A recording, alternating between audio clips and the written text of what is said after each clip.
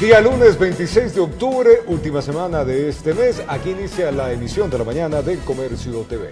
Buenos días con ustedes, amigos televidentes que se unen a esta hora en nuestra señal para estar muy bien informados. 7:01 de la mañana, bienvenidos. Hay mucho para contarles en esta hora, así que por favor póngase cómodo, desayune rico. Si está haciendo deporte, bote todo ese estrés que uno puede tener. Caliéntese para estar, sí, hace hace mucho frío. Su cuerpo. Mucho frío. Bueno, vamos a empezar y les contamos que la ministra de Gobierno, María Paula Romo, podría enfrentar un nuevo juicio político por un presunto reparto de hospitales y otros espacios de administración pública. Mientras tanto, la Comisión de Fiscalización recibe las comparecencias en torno a otra interpelación a Romo por las protestas de octubre. Aunque 2 de los juicios ya fueron archivados y uno está en curso, este es un nuevo pedido de juicio político en contra de la ministra María Paula Romo. Los asambleístas Roberto Gómez y Amapola Naranjo presentaron la solicitud. Tiene que ver con el reparto de los hospitales y la entrega de cargos públicos y cuotas políticas a asambleístas. El nuevo pedido se sustenta en la información de Fiscalía sobre la versión del ex legislador Daniel Mendoza por la trama de corrupción de los hospitales. Actualmente Mendoza está siendo investigado por el presunto delito de delincuencia organizada. Efectivamente, que el nombre y apellido del funcionario que le entregó estos cargos públicos y que le pidió el archivo para darle estos cargos públicos fue la ministra de Gobierno, María Paula Romo. El Consejo de Administración Legislativa CAL decidirá si da trámite o no a la solicitud para que pase luego a la Comisión de Fiscalización, que actualmente recibe las pruebas de cargo en torno a otra interpelación a Romo por las protestas de octubre. En esta ocasión compareció el legislador Fernando Burbano, presidente de la comisión que investiga los hechos del paro. Nosotros cuando consultamos también a la fuerza pública, a los funcionarios de la fuerza pública comparecientes, fueron todos muy claros en que no recibieron jamás instrucciones para hacer uso excesivo de la fuerza. Urbano recordó que la comisión que se creó no buscaba llegar a sanciones y que solo se centró en investigar los hechos. El informe fue aprobado por el Pleno del Legislativo. La comisión no estableció responsabilidad política en su informe y el Pleno tampoco lo hizo. Y tomando en cuenta de que evidentemente pues hubieron múltiples actores que intervinieron a nivel estatal. La prefecta de Pichincha, Paola Pavón, se excusó y no rindió su testimonio. Se tiene previsto que Romo comparezca ante la comisión el 31 de octubre. Informó Priscila Cadena. El caso de la venta de insumos médicos en los hospitales de la Seguridad Social de Guayaquil será juzgado en la Corte Nacional de Justicia, pues uno de los involucrados, Paul Granda, tenía fuero de corte, confirmó la Presidencia de la República. Veamos. El proceso judicial por delincuencia organizada que se lleva adelante en contra del exdirector del IES, Paul Granda, los 3 hermanos Bucaram Puley, los hermanos Salcedo y otras 7 personas más, pasará a la Corte Nacional de Justicia, pues el juez Roland Guerrero manifestó que no es competente para continuar con la causa. No soy competente para resolver la situación jurídica de una persona con fuero de corte nacional, como sería la del ciudadano Paul Granda López. El suscrito se inhibe de seguir sustanciando la presente causa, sin declarar nulo lo actuado. La decisión de Guerrero se da tras la respuesta dada desde la presidencia en la cual se aclara que Granda tenía rango de ministro durante el tiempo en el que se dieron los hechos investigados. Así lo detalló Juan Sebastián Roldán, secretario del gabinete. Informo que el señor Víctor Paul Granda López, desde el 24 de mayo del 2017 hasta el 4 de mayo del 2020, fue parte del gabinete presidencial en razón de sus cargos como ministro de Transporte y Obras Públicas, integrante del Consejo Sectorial respectivo, secretario nacional de la Gestión Política y en su calidad de presidente del Consejo Directivo del IES, y a la vez integrante y presidente del Gabinete Sectorial de lo Social. En los encargos antes indicados mantuvo permanentemente su calidad de ministro de Estado o funcionario con rango de tal, conforme lo dispone el Estatuto del Régimen Jurídico Administrativo de la Función Judicial. Granda junto a los otros implicados son investigados por el presunto delito de delincuencia organizada, tipificado con una pena privativa de libertad de 5 a 7 años. Según la hipótesis de Fiscalía, los implicados formarían parte de una supuesta estructura que favorecía a empresarios a través de convenios de pago en los hospitales Teodoro Maldonado Carbo y Los Ceibos. Estos convenios iban desde los 200.000 hasta el $1.000.000, informó Carolina Basante. Y vamos a un nuevo corte comercial y les contamos que este 29 de octubre la Corte Constitucional analizará varias demandas de inconstitucionalidad en contra de la Ley de Apoyo Humanitario. Y regresamos con esta información y más.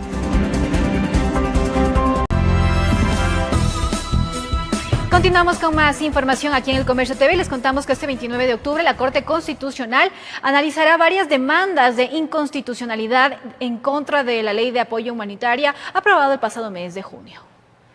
Agremiaciones de trabajadores se disponen a defender los argumentos de las demandas de inconstitucionalidad interpuestas en contra de la ley humanitaria. Estas se centran en el capítulo 3 de la norma en la cual se establecen los ajustes de las condiciones laborales. Principalmente porque, de forma general, las medidas que se plantean en esta ley no son de carácter excepcional, es decir, permanecen en el tiempo o están pensadas para permanecer en el tiempo. Por lo tanto, lo que pretende es imponer una agenda que ya estaba pensada con anterioridad y que la emergencia sanitaria ha servido más bien como pretexto. El capítulo 3 acoge las medidas para la sostenibilidad del empleo, que a decir de los representantes sindicalistas va en contra de la norma constitucional y la califican como ilegítima e ilegal.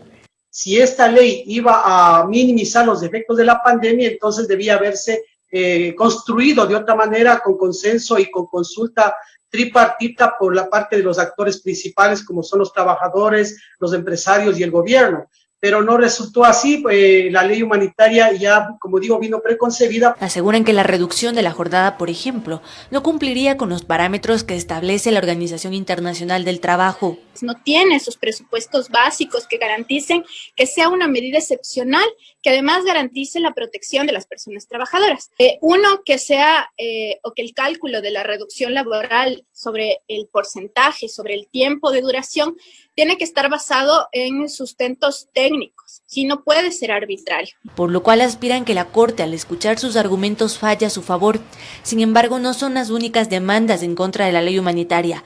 Desde el gremio empresarial también plantearon la inconstitucionalidad de la interpretación dada la causal de terminación de relación laboral por caso fortuito o fuerza mayor. Por su parte, el gobierno ha manifestado que adoptar estas medidas que están planteadas en la ley humanitaria han permitido salvar más de 56.000 empleos y facilitar la creación de 100.000 plazas, según se detalló a inicios de septiembre pasado, informó Carolina Basante.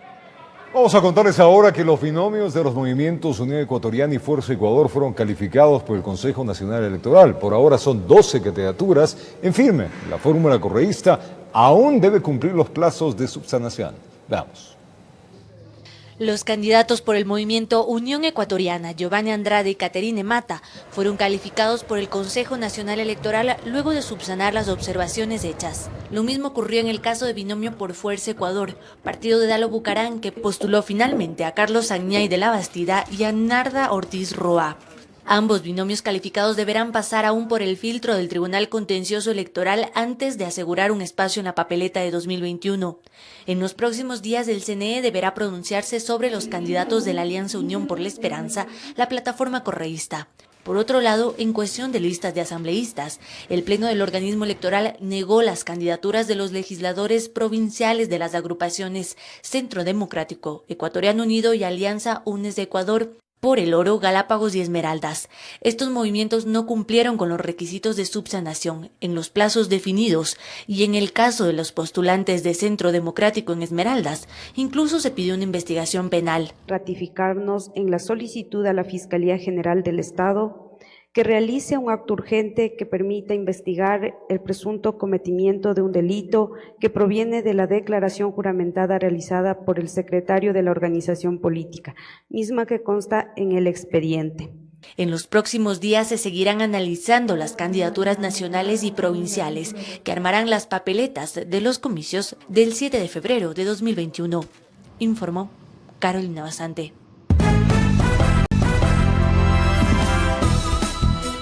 Gracias por continuar con nosotros aquí en El Comercio TV y es momento de saludar a nuestra invitada del día de hoy. Se trata de la ministra de Educación, Montserrat Kramer. Muy buenos días, señora ministra, bienvenida. Muy buenos días, Alison. Buenos días a todos. Señora ministra, el COE Nacional ha aprobado los planes pilotos para el retorno a clases de más instituciones educativas. ¿Cuántos son los colegios que van a retornar a las aulas y dónde? Claro, esto dependerá, por supuesto, de la decisión y también autorización de los respectivos COEs cantonales. Así es. En esta semana fueron aprobadas 24 fiscales más, que son todas con énfasis en el sector rural, como lo hemos venido diciendo. Son unidades educativas fiscales pequeñas del sector rural que nos han pedido que los acompañemos y luego, de acuerdo con las comunidades y siguiendo todos los protocolos, se presentan al COE nacional. Y como bien dices, ahora falta que obviamente los COEs cantonales autoricen, que normalmente tenemos diálogos previos. Y son 12 particulares. Están ya retornando a clases en la capital, están aproximadamente 5 que ya tienen cerca de 2 semanas yendo a clases de manera con alternancia y está todo fluyendo con total normalidad. Nosotros como Ministerio de Educación les acompañamos durante todo el proceso. Justamente, señora ministra, ¿cómo se evalúa de estas 5 instituciones educativas que usted menciona que ya retornaron, entiendo, en el mes de septiembre a estas clases virtuales? ¿Cuál es la evaluación que se hace? Hasta el momento todo fluye con total normalidad. Recordemos que cuando una institución educativa se presenta opcionalmente para el pilotaje y es aprobada, las familias de todas maneras tienen el derecho de manera opcional de decir: yo prefiero que mi hijo continúe en otra modalidad. Aprendemos juntos en casa o en la modalidad de educación abierta, si es que la institución educativa la tiene. Siempre será opcional para las familias. Hasta el momento todo fluye con total normalidad y más bien los niños y estudiantes muy contentos de volver a estar con sus compañeros. ¿Cuáles son los protocolos que se han trabajado o tendrán que implementar estas instituciones educativas para evitar los contagios? Recordemos que en Europa justamente se aprobó que los niños vuelvan a las clases presenciales, pero esto incrementó los contagios. ¿Cómo evitar esto acá y garantizar la seguridad de los niños?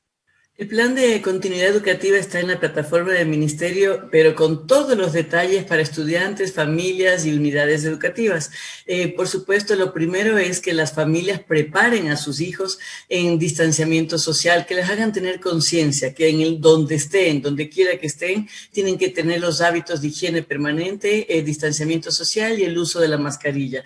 Aparte de eso, los docentes están siendo capacitados. Hay 5 módulos en la plataforma Me Capacito del Ministerio de Educación para los hábitos de higiene, pero también para la movilidad, el flujo, manejo de clases, porque todo cambia, todo tiene protocolos muy específicos, cómo se mueve el docente dentro del aula, cómo van al baño, el momento de recreo, el ingreso, el egreso, y además cómo gestionar un currículo que es mitad presencial, mitad virtual o en casa. Y por parte de las instituciones educativas tienen que contar, por supuesto, con un plan de gestión, pero más que eso también para partir la infraestructura lista, es decir, baterías sanitarias, lavabos, implementos de higiene y haber establecido ya los acuerdos con la comunidad, la capacitación de los docentes, toda la señalética y a partir de allí empiezan los diálogos con las autoridades nacional y cantonal.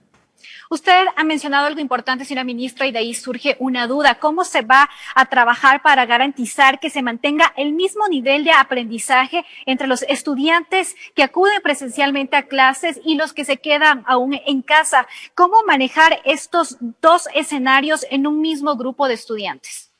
Sí, el plan de continuidad justo que hacíamos referencia contempla precisamente esto. No importa en cuál escenario esté el estudiante, no importa si está en la casa, no importa si está en la escuela, si se conecta de manera virtual a través de plataformas de conectividad o si lo hace a través de los textos, las guías pedagógicas, la radio, la televisión, el currículo está adecuado y totalmente adaptado a esta situación de emergencia, de manera que está centrado en habilidades para la vida, que tiene mucha relación con la educación en valores y estrategias totalmente vivenciales que el estudiante las puede practicar a través de, con mucha autonomía y responsabilidad. No necesita tener una persona al lado que le haga tutoría, porque sería muy difícil exigirle.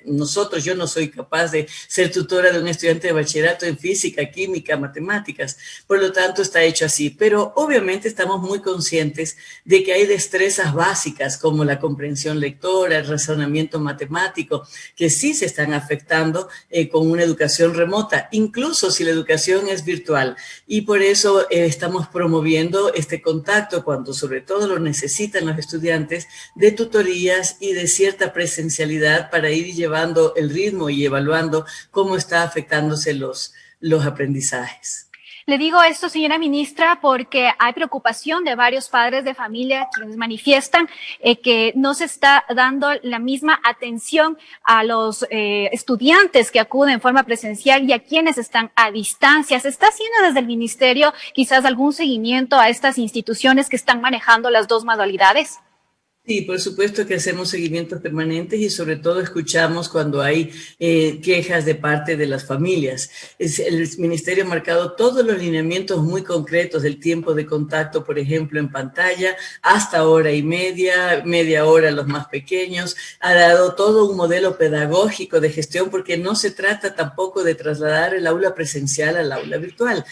Cada ambiente de aprendizaje, sea presencial o sea virtual o sea remoto a través de otros recursos, tiene su propia pedagogía y su propia metodología. Todo eso está establecido y por supuesto confiamos también y delegamos a las instituciones bajo su responsabilidad que adapten estas estrategias y hacemos seguimiento y acompañamiento, confiando y damos capacitación. Nuestros docentes han recibido y tienen abiertos más de 600,000 cupos para capacitarse en todas estas nuevas tendencias, porque el aprendizaje cambió y va a cambiar y seguirá cambiando. Quiero decir que será un aprendizaje combinado entre lo presencial y las tecnologías de aquí en adelante, y eso ya viene y se quedará así, como también mucha mayor autonomía y responsabilidad por parte de los estudiantes y de las familias. Justamente por esta pandemia que se está viviendo y porque no se sabe qué otras cosas podrían suceder, entonces hay que adaptarse a estas nuevas modalidades de estudios. Señora ministra, ¿cómo es la situación en Guayaquil? Recordemos que su alcaldesa ha manifestado que los estudiantes no van a regresar a las aulas,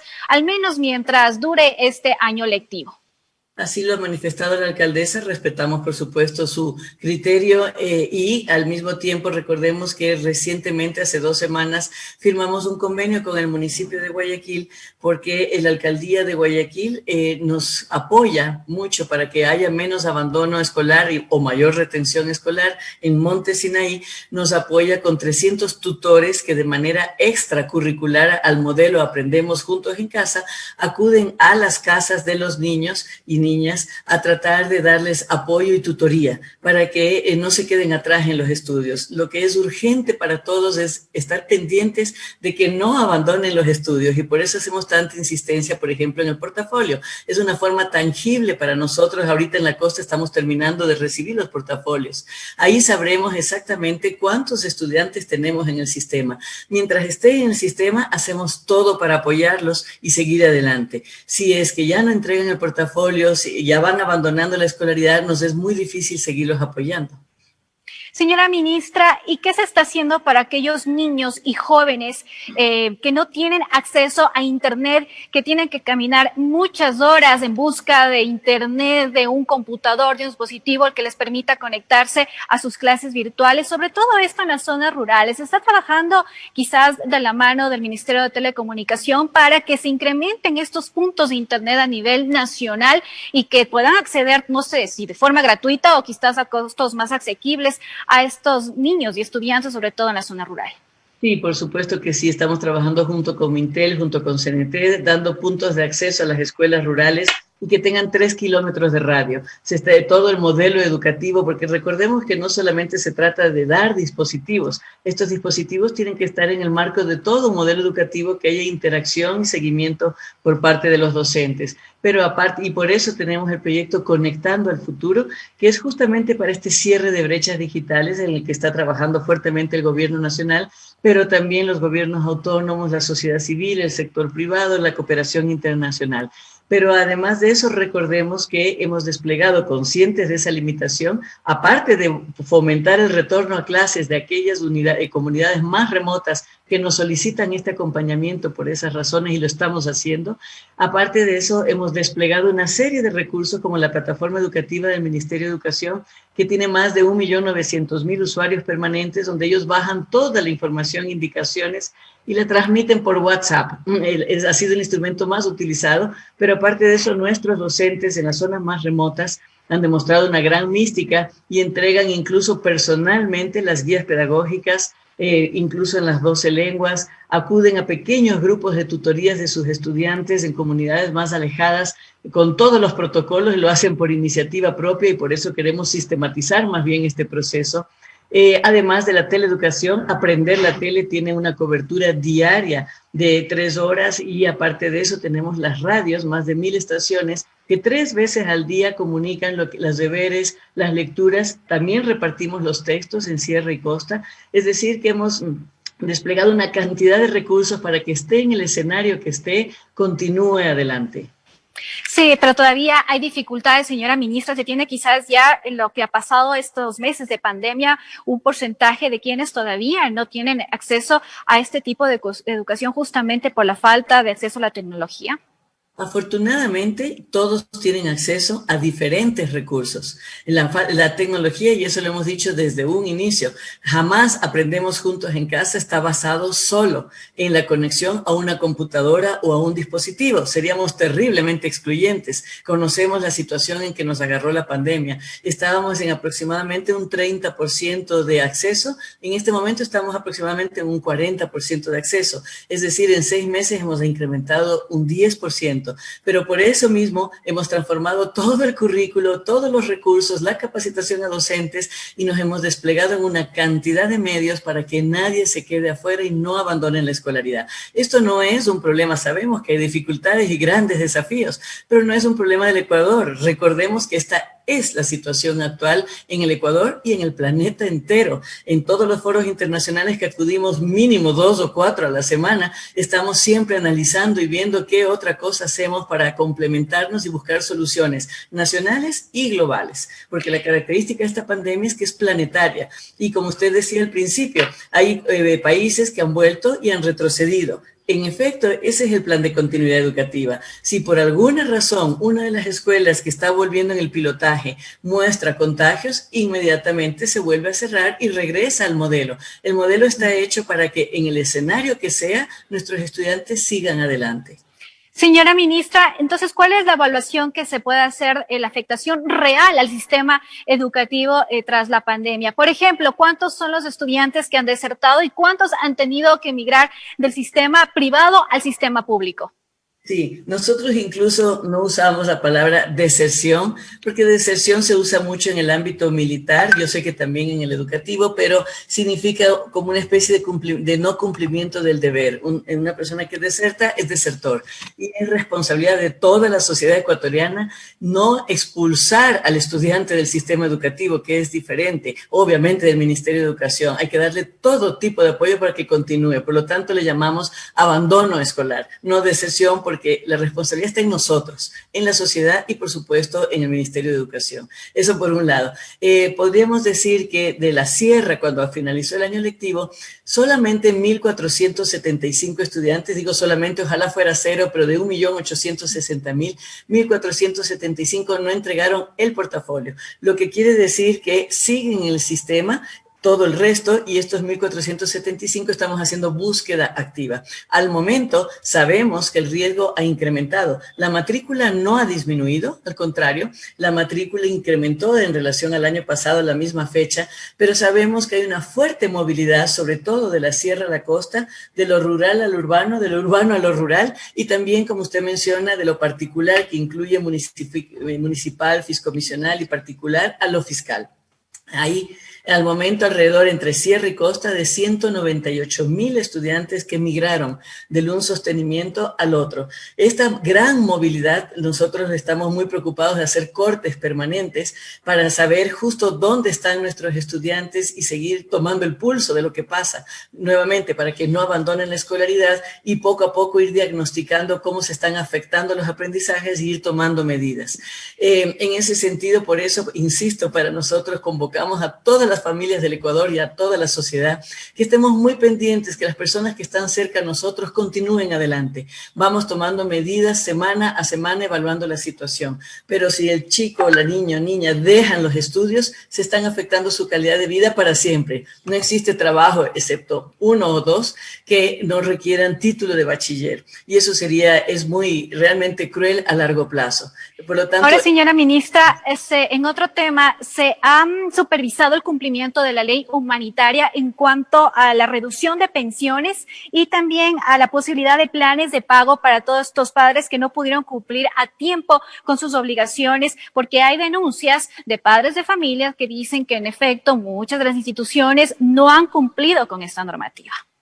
Recordemos que la ley humanitaria aprobada por la Asamblea Nacional, lo que dice la Asamblea Nacional es: cada institución educativa tiene que identificar las necesidades de las familias de la institución y otorgar hasta un 25% de descuento, y tienen que llegar a acuerdos al respecto. Eso es lo que se han cumplido. Hemos pedido informes de todas las instituciones educativas, nos han ido ofreciendo esa información, y también contempla que si en el segundo quimestre por alguna razón las familias no han podido cumplir con esos compromisos, la institución, las familias pueden pasar el expediente de evaluación del estudiante al Ministerio de Educación, y nosotros garantizamos el derecho a la educación y ubicamos al estudiante en un plantel fiscal hasta que la familia pueda recuperarse o tomar otra decisión.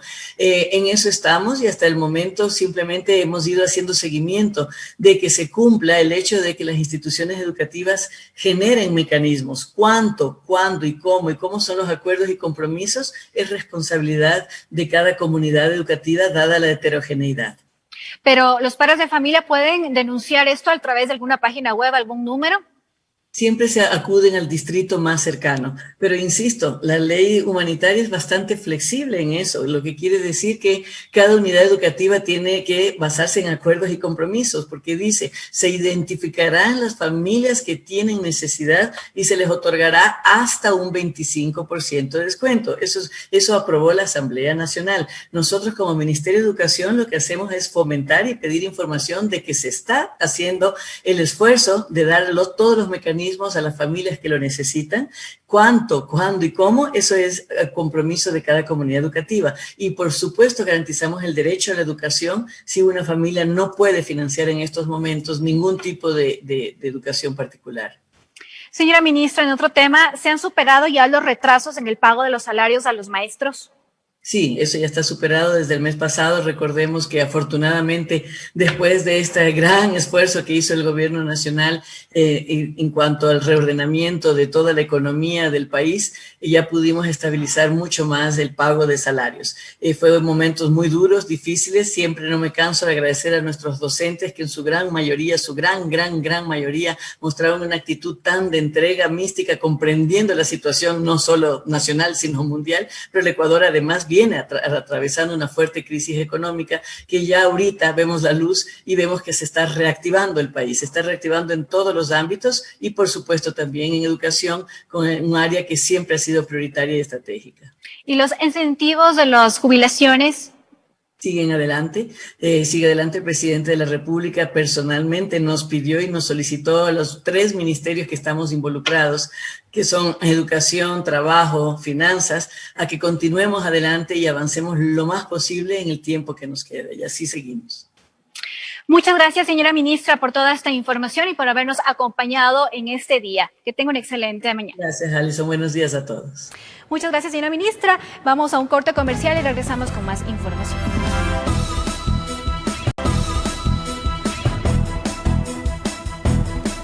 A través de 2 resoluciones emitidas por la Junta Política y Regulación Monetaria y Financiera, el BIES amplía sus facultades dentro de las nuevas competencias. La entidad podría actuar como agente de retención de la cartera, a realizar operaciones de venta de cartera y así como recibir, gestionar o aceptar créditos de entidades financieras del país y también del exterior. Veamos.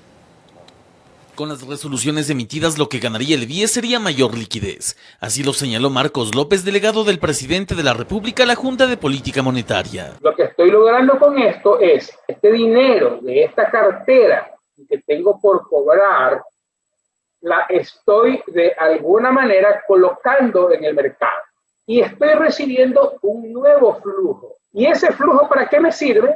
Para volvérselo a prestar a los afiliados. Las facultades adicionales se estipulan en que el banco de los afiliados podrá actuar como agente de retención de la cartera hipotecaria, prendaria y o quirografaria, generada por los créditos concedidos a los afiliados con recursos provenientes de otras entidades financieras. Además podrá hacer operaciones de venta o pignoración de cartera, es decir, prendar la cartera. Yo lo que creo que más bien estas 2 resoluciones las ponen en vigencia porque ponen en evidencia la crisis de liquidez en la que se encuentra el Banco del IES. Reza la resolución que el BIES podrá gestionar y o aceptar créditos de entidades financieras del país y del exterior, y construir colocaciones o depósitos en la banca nacional o del extranjero.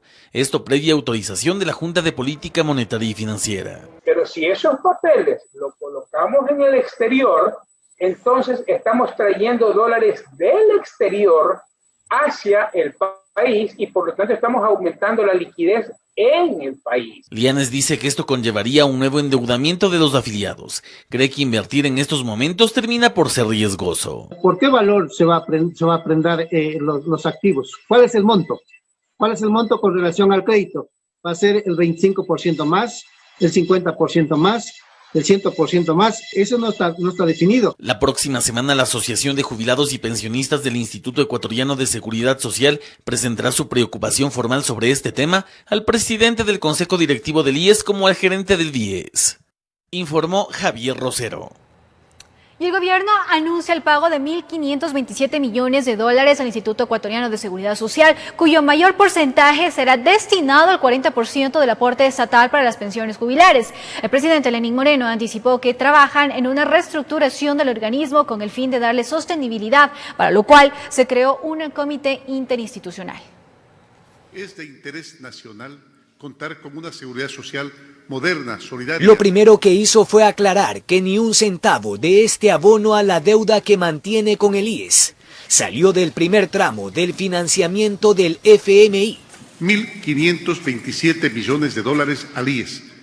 Lo hará en 3 partes hasta el mes de diciembre. Sí, gracias a ese crédito pudimos liberar estos recursos. La mayor parte servirá para cubrir el aporte del 40% del Estado para las pensiones jubilares. De paso anunció que ahora sí están definiendo una reestructuración integral del organismo para que sus arcas no sigan en capilla. De aquello tiene plena conciencia el nuevo ministro. Se está avanzando en entregar una economía sana, una economía caminando, para tener una recuperación económica que beneficia a todos los ecuatorianos. Para ello, en el gobierno zonal también se suscribió la creación de un comité interinstitucional entre la presidencia, finanzas, IES y BIES. Para una estabilidad y una seguridad social que realmente dure en el tiempo y dé los servicios como los tiene que dar. Luego el jefe de Estado participó en la entrega de la marca Economía Popular y Solidaria a la Asociación de Producción Textil, Asobal. Este paso es fundamental para ampliar las relaciones comerciales y apuntar no solamente al mercado interno, sino apuntar al mercado externo. Es importante las ventas hacia el exterior. Informó Jorge Escobar. El uso del plástico en el Ecuador vuelve al debate, mientras esta industria asegura que, como todas, se ha visto afectada por la pandemia. Los grupos ambientalistas señalan que en los últimos meses se incrementó el consumo de bolsas plásticas. Entre marzo y mayo, los meses más álgidos de la pandemia, Ecuador registró un incremento de al menos el 10% en el uso de fundas plásticas, las mismas que actualmente gravan un impuesto con el cual se busca desincentivar su uso. Que el plástico es uno de las amenazas más graves que tiene el planeta en términos de contaminación. Este impuesto vino incluido en la Ley de Simplificación y Progresividad Tributaria, que detalla que las fundas que contengan como mínimo el 50% de materia prima reciclada no gravarán el impuesto adicional. Esto es pasar a una economía circular, ¿no es cierto? De no desperdiciar o no botar de manera inadecuada estos residuos. Sin embargo, desde la perspectiva ambientalista existe un contrasentido en la disposición. No debemos dejarnos engañar por aquellas invenciones de que si el 50% es reciclado, no pasa nada. Se puede decir que estamos haciendo un bien al ambiente y no hay tal. Por lo cual sugieren que el país debe dar el paso y que la ley para la racionalización y reducción del plástico de un solo uso, que esté en tratamiento para segundo debate en la Asamblea, se apruebe. Yo creo que estaríamos en muy buen camino, liderando en la región precisamente una de estas leyes. Arturo Sánchez, de la Asociación Ecuatoriana de Plásticos, insiste en que el país no está listo y propone que el camino que tome Ecuador sea de una economía circular para evitar que los trabajadores de la industria caigan en el desempleo. Nuestra realidad de nuestro país no es la misma que en países europeos. difícilmente podemos adoptar un material que en vez de hacer un favor, también puede perjudicar. Yo no creo que eso debe ser una excusa para nada. Hay que dar un primer paso siempre, porque si no mantenemos un status quo y no vamos a estar preparados nunca. El proyecto de ley que aguarda el informe para segundo debate en la Comisión de Desarrollo Económico establece plazos de 60 días hasta 3 años para el cumplimiento de las restricciones que lleven al país a prohibir progresivamente la fabricación, importación y utilización de plásticos de un solo uso, informó Carolina Basante. El Frente Unitario de Trabajadores y sus filiales sindicales calificaron de exitosa la movilización del día de ayer. Responsabilizaron a personas infiltradas por los daños y destrozos en algunos puntos del centro histórico. Para los dirigentes sindicales, las marchas convocadas a nivel nacional tuvieron una respuesta masiva, que el descontento al plan económico del gobierno, desempleo, recorte de presupuesto a la educación, falta de atención al sector de la salud, la privatización, entre otras demandas, se expresaron en las calles. Vamos a presentar un código moderno, vamos a estar trabajando, vamos a hacer un código donde recoja todos los derechos del pueblo ecuatoriano. Que esto no se termina, que seguirán defendiendo a los 6 millones de trabajadores que no tienen empleo. Prefirieron no revelar cuántas personas salieron a protestar, aunque dijeron que fueron muchas, y criticaron a los servicios de inteligencia por prever niveles de violencia extremas. Ahí se ve que el servicio de inteligencia del gobierno es obsoleto. Un balance de la policía reveló que en todo el país marcharon unas 4.200 personas y por las calles del centro histórico entre 800 a 1.000. No existen mayores novedades a nivel nacional. Nosotros ya vamos a volver a la calma con nuestro personal policial paulatinamente. Al final de la jornada, la ministra Romo en su cuenta Twitter expresaba: ninguna vía cerrada en la jornada, han terminado todas las marchas y plantones, excepto en la capital. Incidentes aislados. Que pese a la provocación, pese a la agresión contra un servidor policial, el resto de nuestro personal permaneció en total cumplimiento y respeto a los derechos humanos y no se vio arrastrado a las provocaciones. A la dirigencia sindical como que no le agradó mucho cuando se le preguntó quién responderá por los daños causados al centro histórico.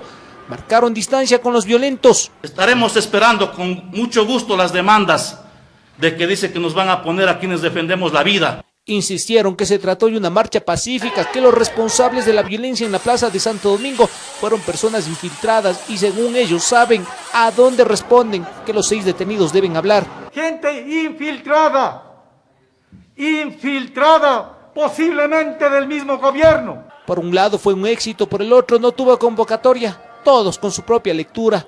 En Quito informó Iván Casamen. 4 personas detenidas, varios daños en los espacios públicos, bienes patrimoniales, son los resultados de los daños contabilizados tras la protesta este día 22 de octubre en la ciudad de Quito. Las autoridades estiman que el costo para restaurar las estructuras sería entre $5.000 y $12.000. Veamos. El paso de la manifestación de este 22 de octubre por el casco colonial dejó un sinnúmero de grafitis en el trayecto de San Blas hasta Santo Domingo. No solo se escribieron frases, se dejaron huellas de manos cuya pintura se regó por las paredes. Se colocó publicidad de diversos tipos. Los monumentos también se utilizaron para mostrar la inconformidad. Las paradas de los buses ahora tienen rastros de que por allí pasaron protestantes. Las puertas de madera tallada de 200 años de antigüedad de la iglesia de Santo Domingo ahora tienen 1000 colores. Y algunas piedras de la plaza se perdieron. Según los datos que me ha indicado el ECU 911, en la manifestación de ayer hubo poco más de 4.000 personas. La mayor parte de la marcha se desarrolló pacíficamente, pero hubo incidentes en una de las bocacalles de la Guayaquil y obviamente hubo incidentes en la plaza de Santo Domingo. El gasto de restauración aún no está definido, sin embargo existen cálculos preliminares. Más o menos ascenderían a unos $5.000. $12.000. A diferencia de otras manifestaciones, la Policía Nacional detuvo a varias personas en delito flagrante. Fueron retenidas 4 personas, la policía las detuvo el momento en el que estaban grafiteando paredes y destruyendo bienes públicos o privados. El Instituto Metropolitano de Patrimonio presentó la denuncia ante la Fiscalía para que los responsables del daño al espacio público y bienes patrimoniales sean sancionados. 4 personas detenidas, 6 personas identificadas. En tanto, el Consejo Metropolitano analiza una propuesta de ordenanza para sancionar a aquellas personas que solicitan y se les otorga los permisos para efectuar las marchas, sean o no responsables directos de los daños. Y en esta marcha se generen daños, vandalismo, grafiteos u obviamente o destrucción de bienes públicos y privados, deberán pagar los daños y ser sancionados. Las obras de restauración se espera se efectúen en los próximos días, aprovechando que actualmente el IMP repara los destrozos ocasionados durante las marchas de la última semana de septiembre, informó Sofía Vintimilla.